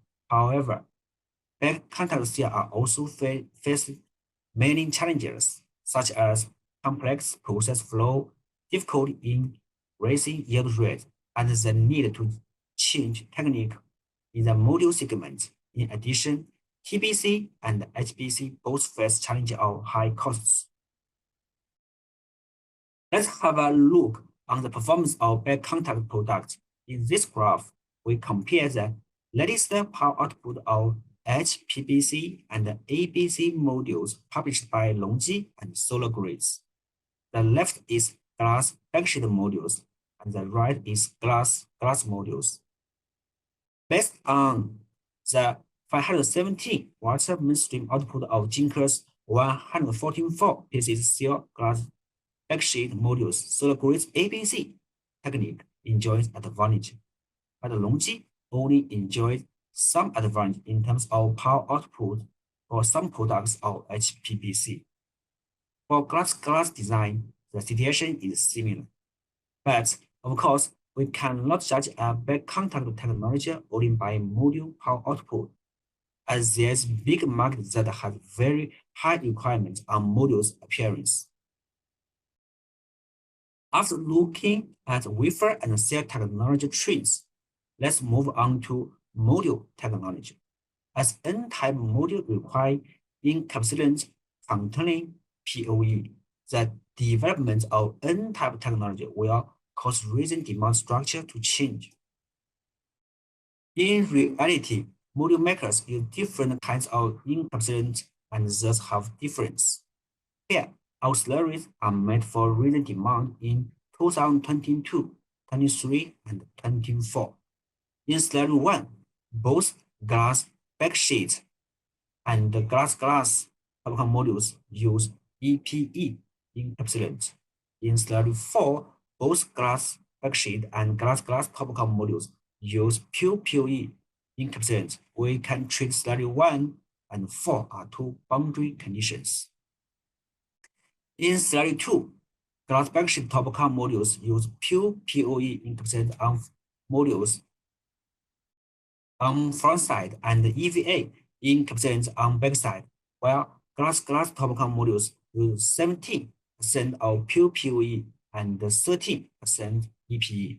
In slide 3, glass backsheet popcorn modules use pure POE encapsulant on front side and EVA encapsulant on back side, while glass module use pure POE encapsulant. Overall, demand for POE reason increased from 31 to 4, while demand for EVA reason decreased. The actual situation will be similar with 32 or 3. This means the demand for POE reason in 2023 is 420,000 to 460,000 tons and will grow to 600,000 to 618,000 tons in 2024. Combine the 475,000 tons of POE resin supply in 2023 and 590,000 tons in 2024, POE supply will remain in a balance in 2023 and become very tight in 2024. Of course, if POE resin supply is tight, module makers can choose the method for module assemble in slurry 1 to reduce demand for POE resin.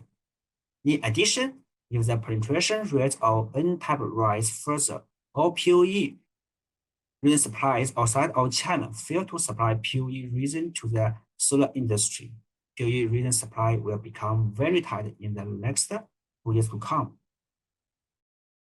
In the final part, I will share with you the growth curve of high-efficiency cell and outlook for technology in each segment. Firstly, the share of TOPCon shipments will grow from last year's 2% to 7% this year and surpass 20% next year. Regarding the junction technology, as it is limited by higher manufacturing costs, the junction development is still lower.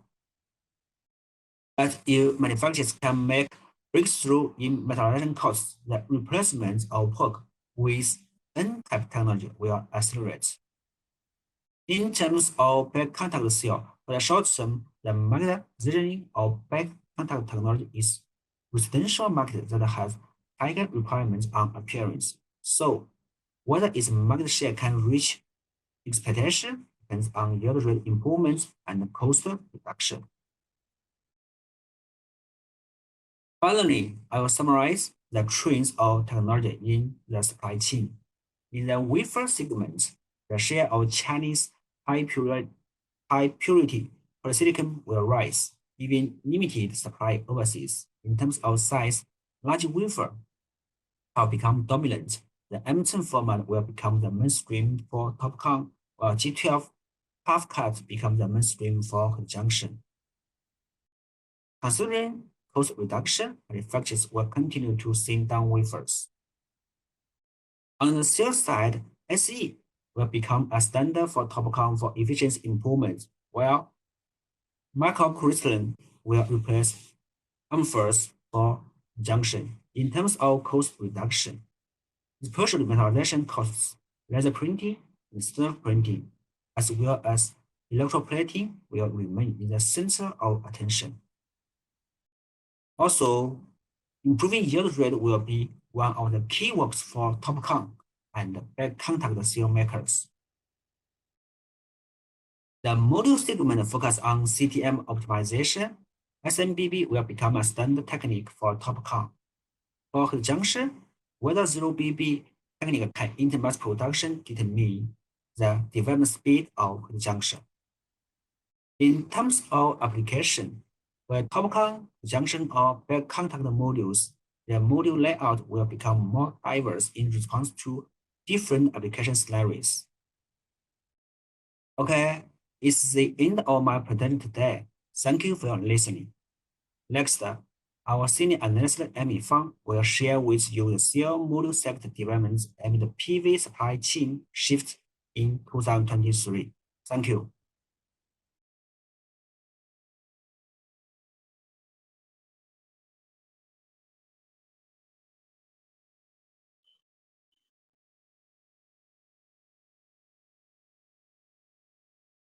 Hello everyone, thank you for joining our webinar today. I'm InfoLink Analyst Amy Fan. Today I'm going to share with you my insights of overall supply and demand, and the supply chain shift away from China.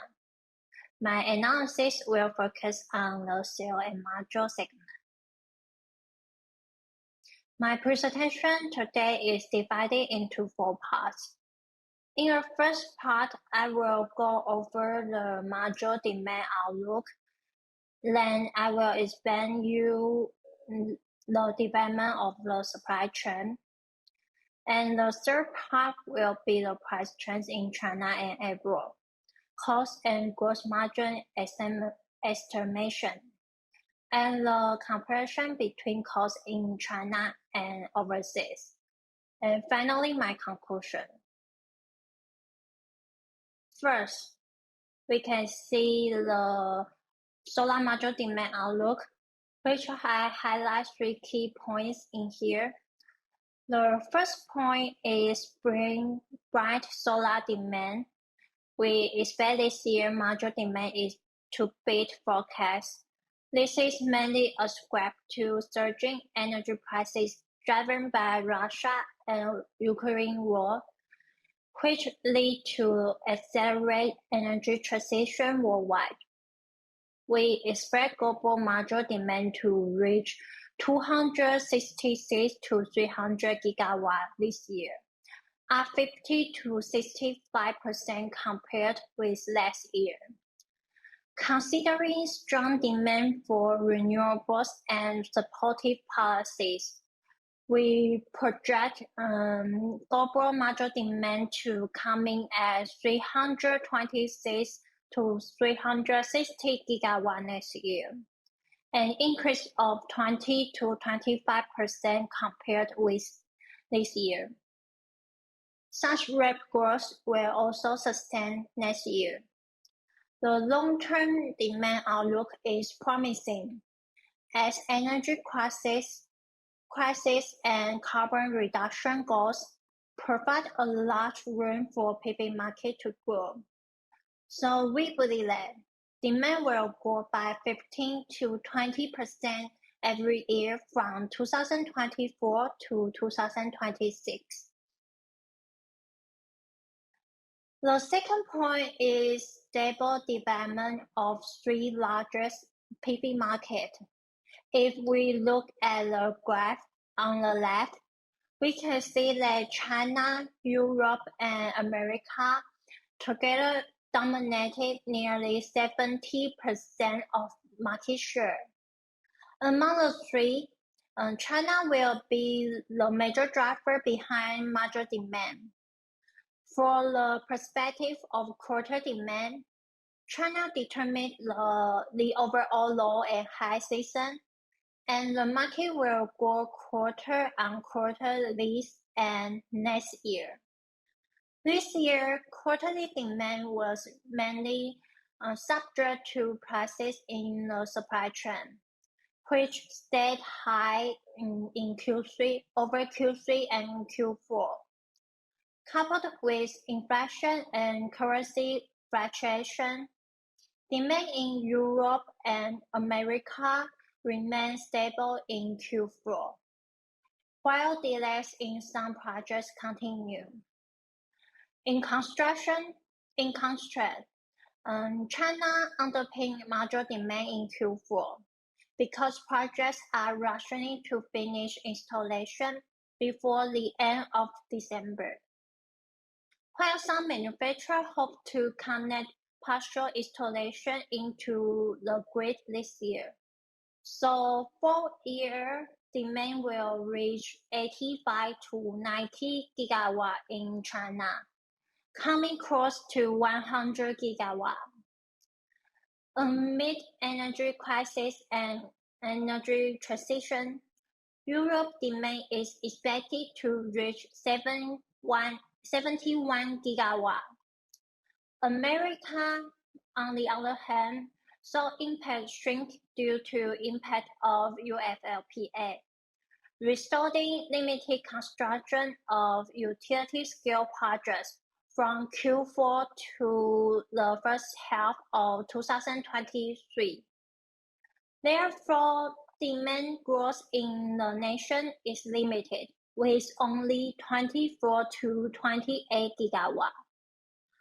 In addition, Emerging markets such as Brazil and Turkey also saw high demand.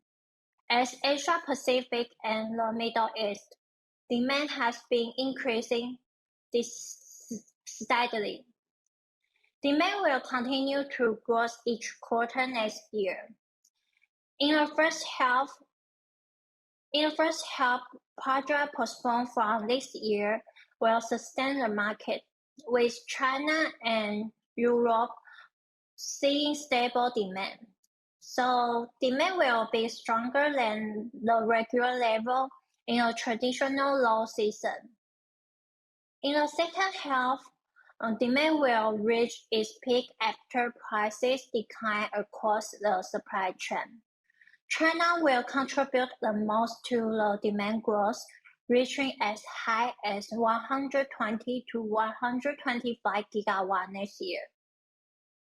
Demand in Europe is also noticeable, which is likely to come in at 90 to 105 gigawatts. As for America, the market is expected to see 28 to 30 gigawatts of demand only, due to variables. The third point is the rising demand for supply chain outside of China. In the post-COVID-19 era, the solar industry also saw supply chain shifting. For now, China supplies 80 to 90% of raw materials in solar supply chain. However, the growing geopolitical tensions pose risk to the stability of supply to overseas markets. Moreover, it's hard for the solar industry to totally shift away from China. For the country, hold advantage of cost and technology. America, India, and Europe are most eager to build their own supply chain.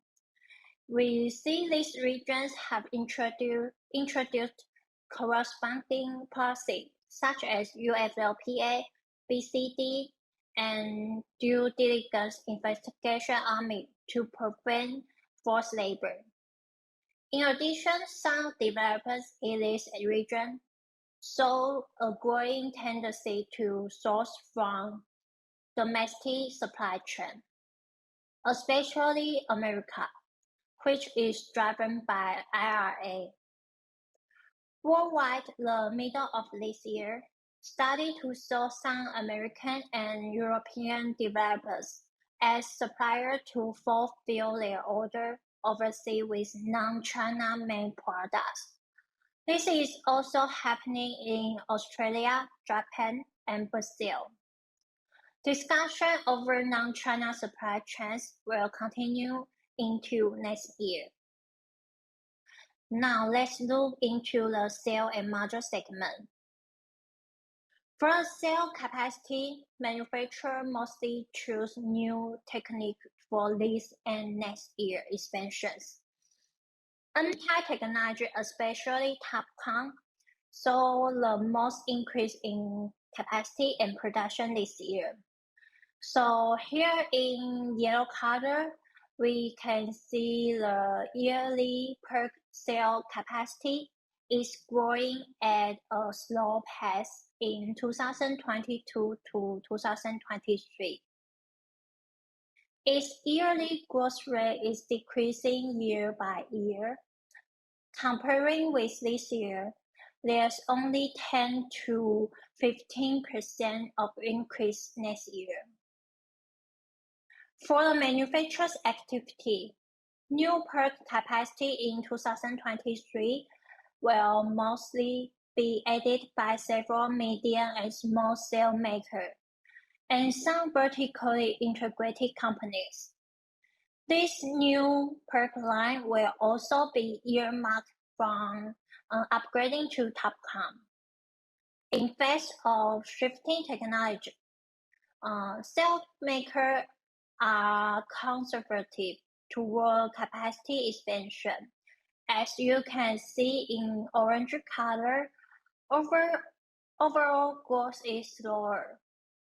In the blue color, you can see the top 5 largest vertically integrated companies' capacity will grow markedly during 2023 and 2024.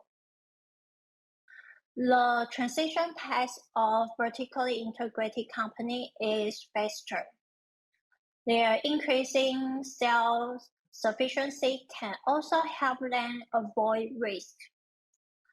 It's also worth noting that China's cell makers are expanding into module business. Tongwei in particular is making a bigger move in terms of expansion scale. Other manufacturers saw expansion projects smaller than 5 GW. This activity may also cause large format per cell to run short in 2023, with high season seeing short supply again.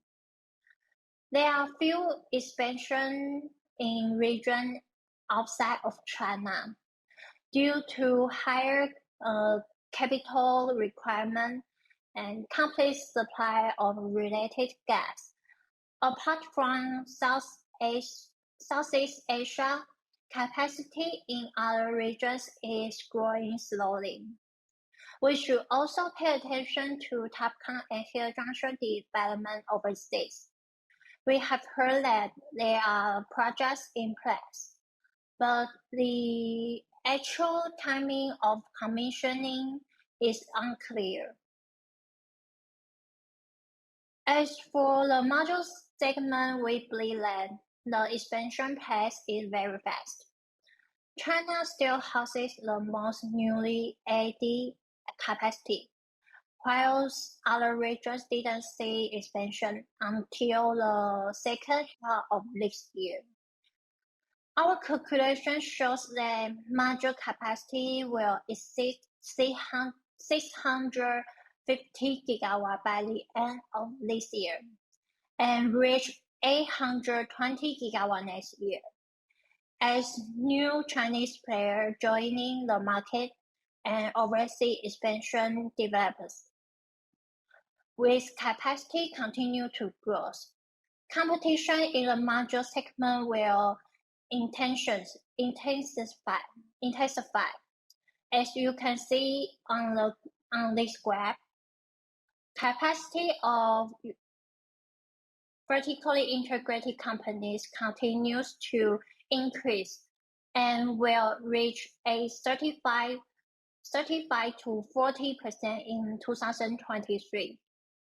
By then, capacity of top 10 largest manufacturers will account for 55% of the global total. Later on, market share of top 10 will decrease slightly due to continuous expansion of medium and small module makers, as well as new entries. It also takes 2 to 3 years of time for overseas module capacity to be up and running. For now, manufacturers are going vertical integration to take control costs. Within the supply chain, module capacity is increased the fastest. In the future, the average module capacity utilization may be reduced, heating up competition in the segment. Another point is the accelerated pace of non-China module capacity expansion. As you can see in this graph, we list the estimated cell and module capacity in 2023 of some countries. Based on the progress of overseas expansion, we find cell capacity is rare and expansion is slow. In contrast, module capacity has increased markedly in the second half. In India, new module lines have become online in the second half of this year. The region's module capacity is likely to reach 30 to 35 gigawatt next year. But the locally made cells are also limited, and it still takes time for the country, which just switched to M10 monoPERC cell to produce. Supported by IRA, module capacity in America may grow markedly next year, and there are still expansion plans, but we cannot see the progress now. Europe, with weaker policy driver, capacity expansion is slower. So capacity expansion in other countries, such as Turkey and Cambodia, is underway. But there are also mostly module capacity. So to conclude, capacity expansion taking place in America, Europe, and India is mostly module. There are very few cell capacity. While there is few cell capacity in South Asia and Asia Pacific, but the volume is not enough to fulfill demand. America relies on cell made on South Asia, while Europe and India mostly import from China. Mostly import from China. India may also source cell from South Asia after obesity took effect this year. This shows the inefficiency of cell supply overseas. After going over supply and demand, you can now get a clear picture that is capacity in non-China supply chain is growing. In the next part, I will offer my insight of prices and costs. First, let's look at module price trend. This year, module prices have been rising steadily. However, costs move dramatically in the supply chain, and module prices are unable to reflect rising costs. As you can see from the graph, module price can hardly break the RMB 2 mark due to limited end-user acceptance. In China, manufacturers mostly sign long-term orders for next year in order to spread out cost fluctuation. And the orders signed are mostly fixed price. Module makers hold a conservative attitude when offering costs. So overall price trend seems a bit clear now. In first half of 2023, postponed project will underpin demand, allowing price for glass battery module rate beyond 500 wattage to stay at RMB 1.9 to 1.93 per watt. Overall, module price will decline slowly, falling by RMB 5 cents per watt each quarter. Yet we should note that the competition in module sector is heating up after new players joining the business. The low price range may see aggressive price growth. We also don't rule out the possibility that glass battery module rate beyond 500 wattage will reach as low as RMB 1.75 to 1.78 per watt in the first half.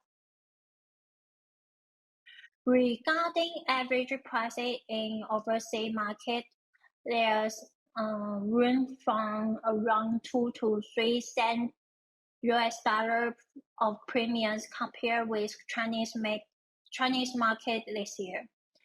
However, prices in overseas market became chaotic due to inflation, weakened demand in Europe, and postponed projects. In addition, the inventory level is too high. So Europe and Latin American market began selling excess inventory much earlier than previous year, starting from mid to late November.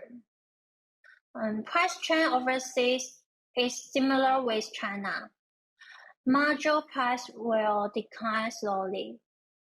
At present, module prices are expected to come in at 23 to 24 US dollar per wattage by mid 2023 and reach 22 to 23 cents dollars per watt by the end of the year.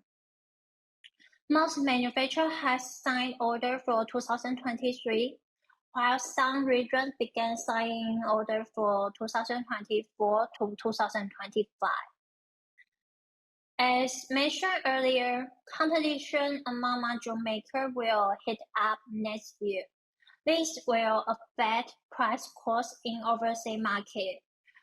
We have heard recently that some other low price quote at 22 to 23 cent dollar per wattage for the first half, and even 22 cent dollar per wattage for the second half.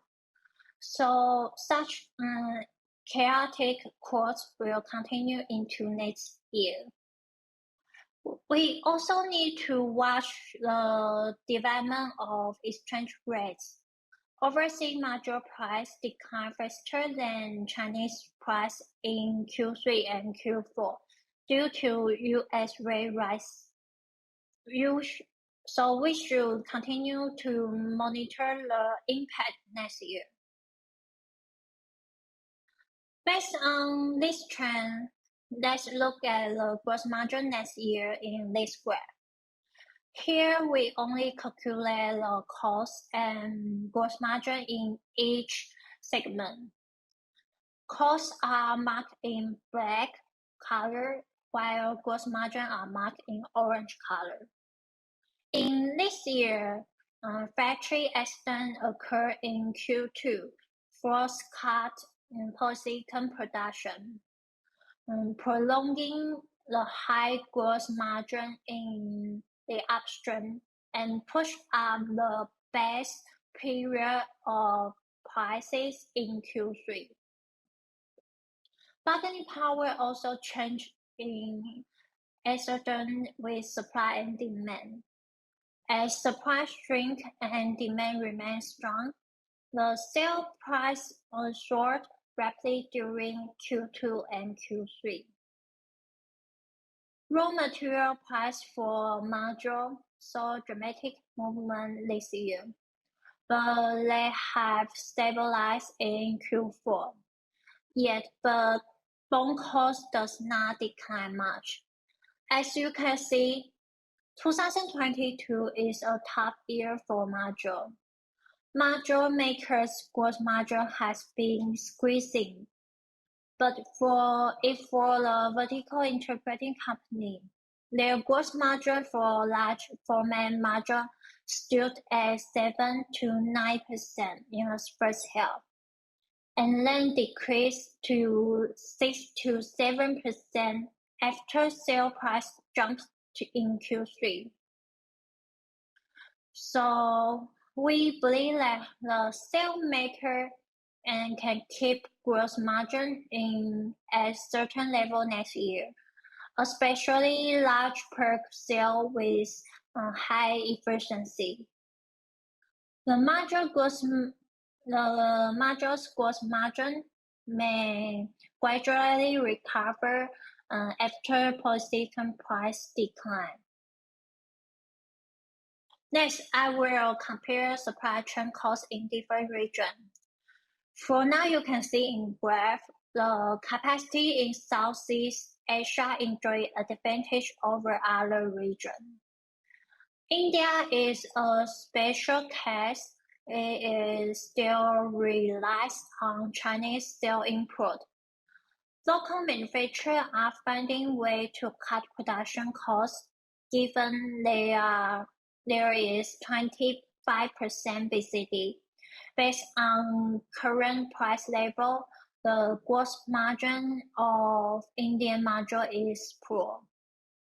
The major difference of manufacture cost between Europe, America, and China is the labor, bond, and equipment. Europe and America are at least 2 to 5 times higher than other regions in terms of labor costs.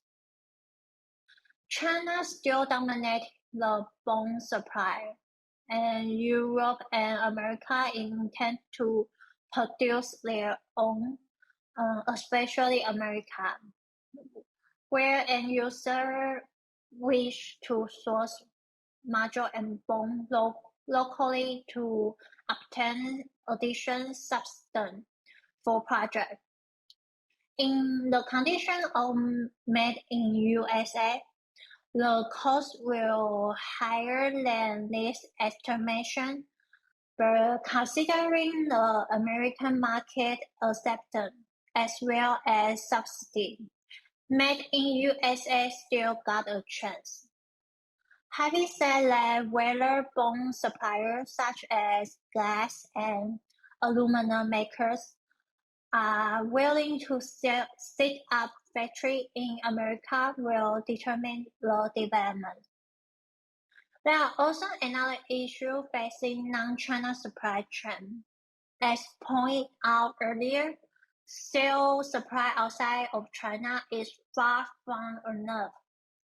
While Southeast Asia has the largest cell capacity, but not many for sales on the market. Non-China supply chain will face a shortage of cell capacity, especially America. Now I will summarize my presentation for a few points. On the demand side, there are 2 points. First, the long-term outlook is bright. With energy crisis, demand is expected to hit 326 to 360 gigawatts or even beyond, and will increase by 15 to 20% on average every year. The second point is rising demand for non-China made products. In addition to Europe, America, and India, other countries also saw developers showing such tendency. And there are three trends to watch in supply chain. First, PERC cell expansion has slowed amid technology transition, allowing large format PERC cells to recover gross margin. Second, vertically integration has returned. Cell makers and new players are expanding module capacity, heating up competition next year. Thirdly, we believe it will take 2 to 3 or 5 years for non-China supply chain to build up, and there are many issues remain to solve. For example, it still requires policy to drive capacity expansion and imbalance supply chain, especially shortage for the upstream. Highly dependent on Chinese raw materials, making it difficult to compete shift away from China.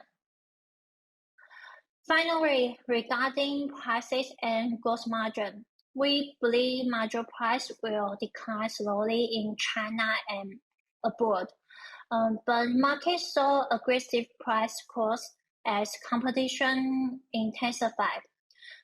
Gross margin will suffer next year. For cell, gross margin will sustain at a certain level, especially large mono-PERC cell with high efficiency.